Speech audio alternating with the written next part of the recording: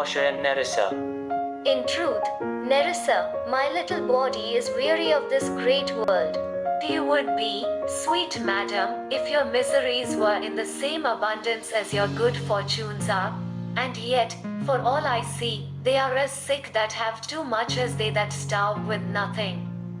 It is, therefore, better to be seated in the middle. Superfluity comes sooner by white hairs, but competency lives longer. Good sentence and well pronounced. They would be better if well followed.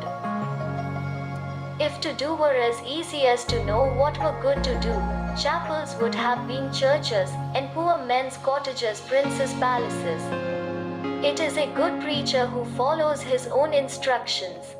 But this reasoning is not in the fashion to choose me a husband. Oh me, the word choose. I may neither choose who I would, nor refuse who I dislike. So is the will of a living daughter curbed by the will of a dead father. Your father was a virtuous man, and holy men at their deathbed have good inspirations. Therefore the lottery that has been devised in these 3 chests of gold, silver, and lead, where the one who chooses correctly chooses you. There is no doubt that it will never be chosen by anyone but one who you shall rightly love. But what warmth is there in your affection towards any of these princely suitors that are already here? I pray you, name them, and as you namest them, I will describe them, and according to my description, you may level at my affection.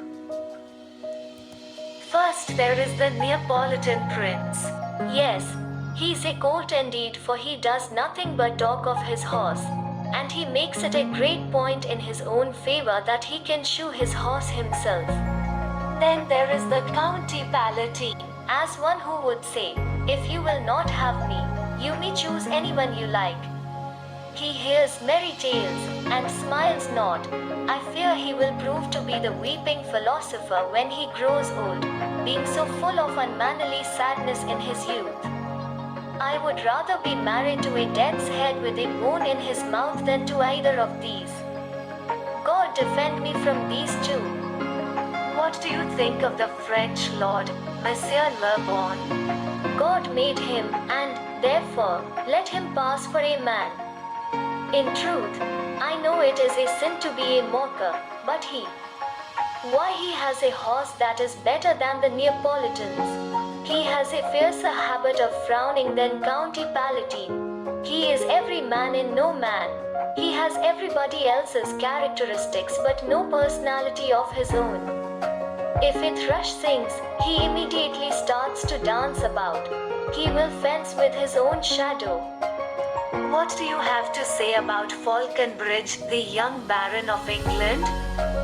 You know I say nothing to him, for he does not understand me, nor do I understand him. He knows no Latin, French or Italian, and you will bear witness that I do not have even a pennyworth of understanding of the English language.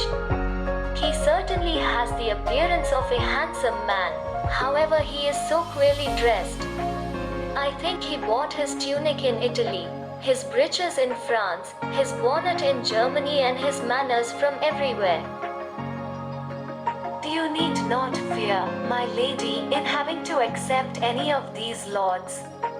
They have informed me of their decision to return to their homes and to trouble you no more, unless you may be warned by some means other than your father's imposition in depending on the caskets.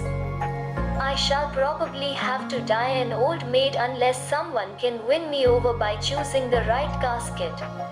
However, I am glad that this set of suitors are being so reasonable and departing, for there is not one among whom I can favor. Do you remember, my lady, a young Venetian scholar and soldier who had to visit us with the Marquis of Montferrat when your father was alive? Yes, I think he was called Bersanio. I remember him to be a man worthy of praise. Enter servant. The 4 suitors are looking for you, madam, to take their leave, and there is a foreigner from a 5th, the Prince of Morocco, who brings word that his master, the prince, will be here tonight. Oh, if I could welcome him as happily as I can bid these other 4 goodbye. Come lead the way as we shut the gates upon one set of wooers and another knock.